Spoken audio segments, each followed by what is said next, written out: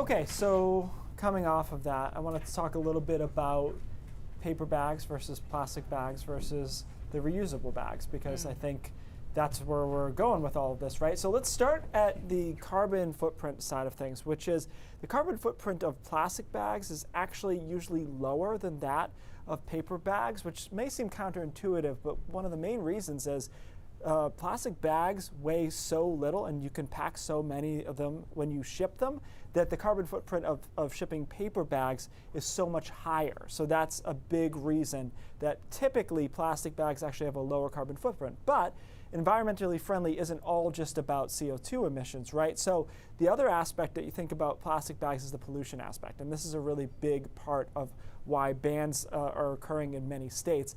Plastic bags account for one of the top 10 items that's found in the ocean, and microplastics end up in the ocean as well. So a paper bag, if it ends up on the ground, eventually is biodegradable, but plastic is not. It's essentially a petroleum-based product. As a result of that, you get microplastics in the ocean, which if you paid attention in the last 10 years or so has become a really big issue because fish eat the microplastics, not on purpose, but they do, and then we eat the fish that have the microplastics in them, and that's not good for the ecosystem or for humans as far as the consumption goes. So that's one of the main reasons that plastics are being banned in a lot of places. But an interesting side note to this, in some areas like California that were early adapters of plastic bans, guess what happened? Sales of small garbage bags went up 120%. We've all done it, right? We reuse those little plastic bags for kitchen scraps, or if you have a dog, sometimes you use it to pick up your dog as well, and medium bags went up 60%. The result there was that actually offset about 40% of the plastic savings because people were buying different types of bags.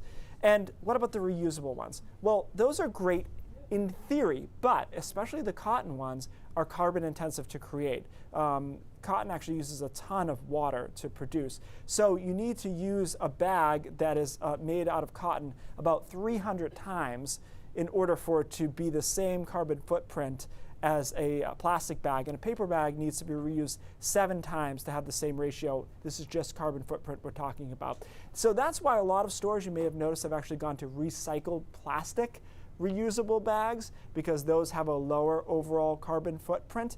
There's another issue here though, guys, which is that these bags are great marketing tools, the reusable ones. The result of that is that you probably have 15 of them, which defeats the purpose of the bag. And so it's almost gotten to the point where there are so many of them that consumers are using them, and then if they say have chicken or something that spills in it, they throw it away.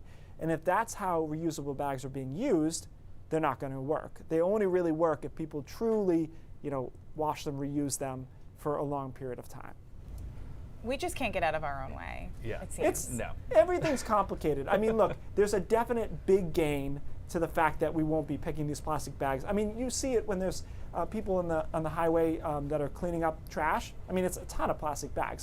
So we will benefit in that way. It's just not as simple as you might think, and you have to be careful with how you reuse those bags and actually use them enough for it to work out. Yeah, we'll definitely take some getting used to, too. Yeah. All right, Keith, thanks.